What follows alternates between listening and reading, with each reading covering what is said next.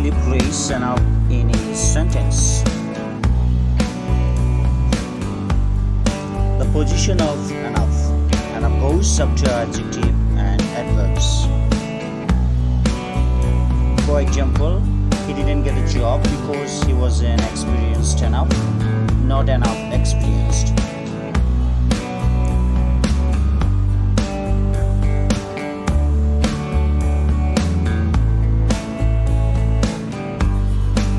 Here is another example.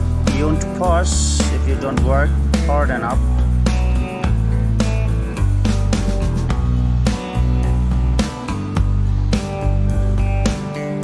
Enough goes before nouns. Started these examples. He didn't get the job because he didn't have enough experience.